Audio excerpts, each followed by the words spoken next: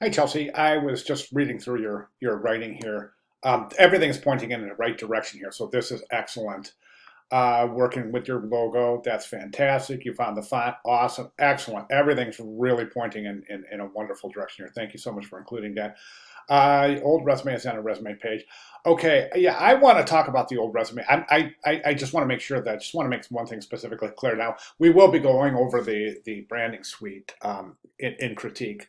I believe next week. So yeah, we'll go over that. But I just want to make some comments on the resume. This class it's on 420. You can view my logo business card. I want to talk about that. Only issue with resume page. I saw. Okay, yeah, that's definitely you definitely want that to be able to download that resume. So that's smart without going to a hosting service. So that's great. Okay, let's go ahead and take a look. So just a couple of recommendations. Let me first get this down into the window to a manageable size that we can see. Okay. Now,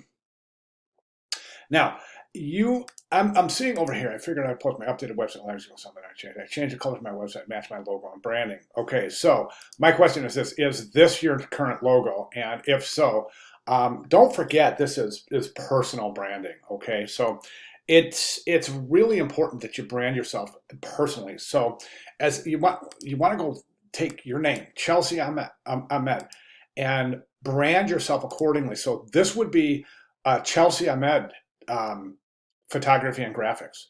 I wouldn't use a pseudonym, an organizational name that could create some confusion.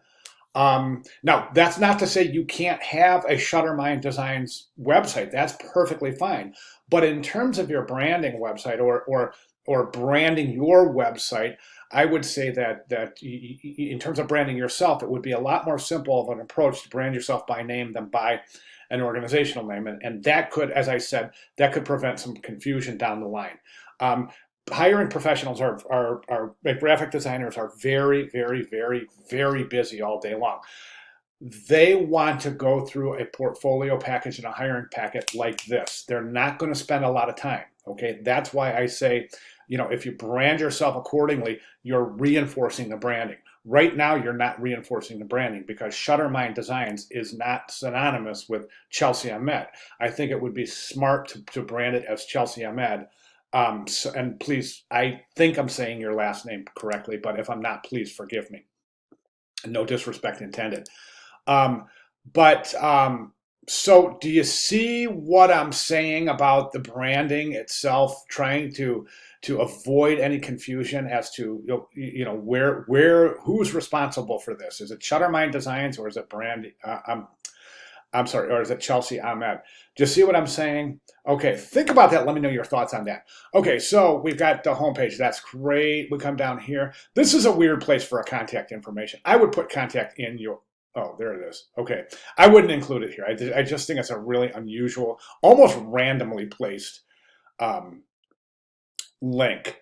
Okay, but the homepage looks great. Now we go to portfolio page, main gallery, main gallery, and then photographic gallery. You've got the same image as the first image on both pages.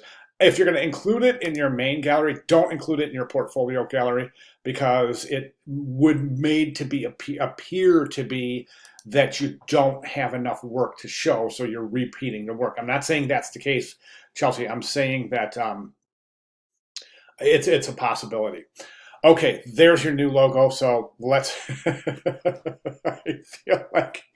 I feel like I wish I would have just not even said that before, but we're already 4 minutes into this video, so you get what I'm saying there. Okay, the logo itself, I think, is a little bit lacking in contrast. It is. We can see the dark parts of the logo are clearly visible, but those light parts are clearly not visible. I mean, again, that could dilute the effectiveness of your branding. So I recommend addressing that.